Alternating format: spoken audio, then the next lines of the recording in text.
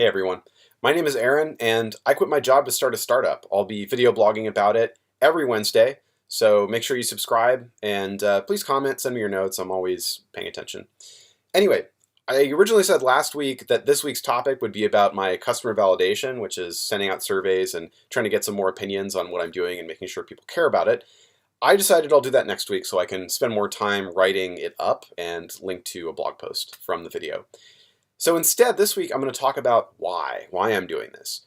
I've been in bands, I've been involved in the local music scene and stuff like that, but there's a specific part of the scene that I didn't talk about in the first video, and I want to talk about that here a little bit. So there was this band called The Matches.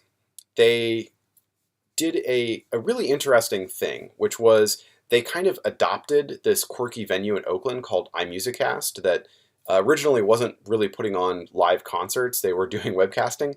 And The Matches basically said, hey, we'll book shows here, we'll bring people in, and let's make it a partnership. And so they started booking shows every month, and they were building a fan base as a band, but they were also building a brand as the show itself.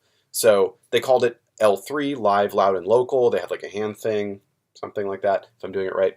And it got to the point where you could go to a show every month and expect that you'd see 10, 20, 30, 40 people there that you knew. And it was awesome. And this lasted years. I'm not sure exactly how long, but at some point, the Matches started actually doing national touring, so they couldn't put the shows on anymore, and then the venue closed. Sad story.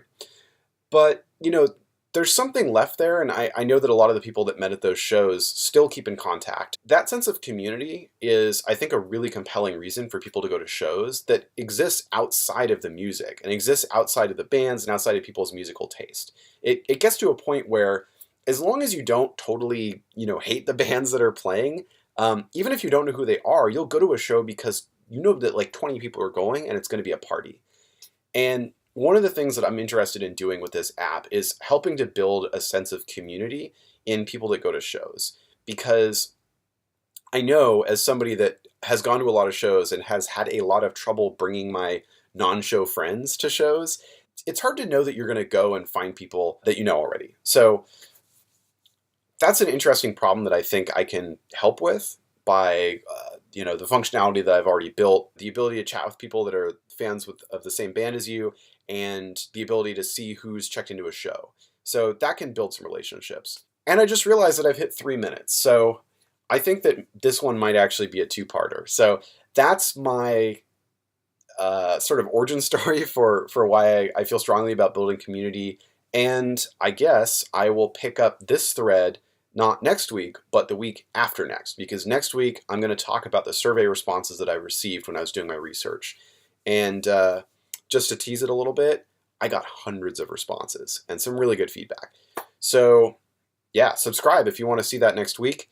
And please leave comments. No one's left comments yet on videos, but I'm always game to answer questions. Anyway, I'll see you next week. Thanks.